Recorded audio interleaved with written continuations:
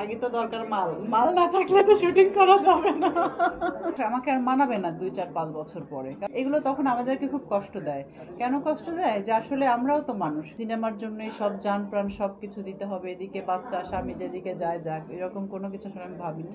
আমিও চাই আসলে সিনেমাটা খুব দ্রুত রিলিজ হয়ে যাক, কিন্তু দেশের সব কিছু মিলে আসলে একটা বছর আমার কাছে মনে হচ্ছে না যে আসলে সিনেমা দেখার মতো এরকম কিছু আছে। কারণ ওই যে ঈদ ফেস্টিভ্যালের মতো আসলে চাচ্ছিলাম না যে লাইক ঈদের ছুটি থাকে ধরেন 7 দিন বা 5 দিন, এই সময়গুলো দেখবে মানুষ 10-15 দিন।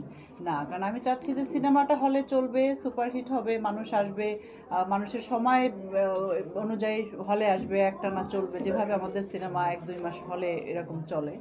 তো এই আর কি। তো দেখা যাক। আমিও অনন্তর সাথে মজা করে বলছিলাম যে এই সিনেমা তোমার আর রিলিজ দেওয়ার দরকার নাই, কারণ আমার যে শিশু শিল্পী ছিল সিমরেন, ও বড় হয়ে যাচ্ছে, প্লাস আমাদেরও অনেক চেঞ্জ আসছে, এবং অনেক কন্টিনিউটি আছে, অনেক জিনিস আছে, আমি জানি না এগুলো আসলে ডিরেক্টর কিভাবে মিলাবে। আগে তো দরকার মাল মাল না থাকলে তো শুটিং করা যাবে না।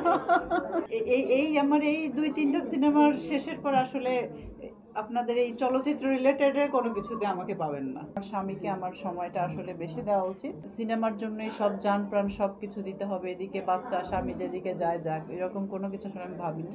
যতদিন ভালো লাগে করব, যতদিন ভালো না লাগে করব না। তো আমার কাছে এখন ভালো লাগছে না, এইগুলোর পরে আর করব না।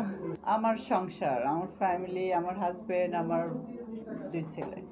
অ্যাকচুয়ালি ধর্মের কথাটা আমি বলবো না, কারণ আমি তো বাই বার্ন জন্ম থেকেই তো আমি মুসলিম, বা যে যখন জন্ম হয় কোনো না কোনো ধর্মের মাধ্যমেই তো সে পৃথিবীতে আসে, রাইট? তো ওই জন্য আমি বলবো না। হ্যাঁ, মানুষের জীবন চলতে চলতে হয়তো অনেক কিছু পরিবর্তন আসে, যে আমি এটা এরকম করতে চাচ্ছি না বা হচ্ছে না, বা এগুলো নিয়ে অনেকে নিজের মতো করে বানিয়ে অনেকে আমাকে অনেক কথাও বলেছে যে আজকে কেন এগুলো বলছে এগুলো বলছে। আসলে এটা যার যার ব্যক্তিগত ব্যাপার। তবে অনেকেই বলে, দেখি আজকাল শুনি যে এরকম মাথায় কাপড় দাও না, বা এরকম করে আসো সিনেমার নায়িকা, তোমরা আবার ইসলামিক কথা বলো, নামাজ পড়ো। এগুলো তখন আমাদেরকে খুব কষ্ট দেয়।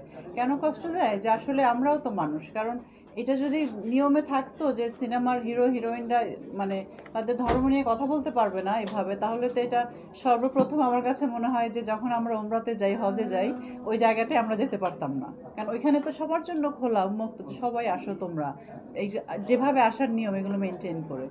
তো আমার ধর্ম, আমি মুসলিম, আমাকে 5 ওয়াক্ত নামাজ পড়তে হবে, আমাকে কোরআন পড়তে হবে। আলহামদুলিল্লাহ আমি ছোটোবেলা থেকেই কোরআন পড়তে পারি, আর 5 ওয়াক্ত নামাজও আমি পড়ি আপনাদের দোয়ায়। তো চেষ্টা করি যতটুকু চলার। তো এটার জন্যই যে সরে যাচ্ছি বা এরকম কোনো কিছু না।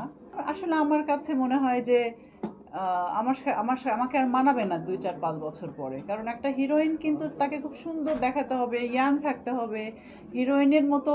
মানে আছে না যে একটু বয়স 40-র কাছাকাছি, 40 হতে এখন আমার 5-6 বছর বাকি, সেটা বলছি না। মানে শেষ হতে তো এরকমই হয়ে যাবে মনে করি, এই 3, 4, 5টা ছবি যেটা আছে। সো এইগুলোই আসলে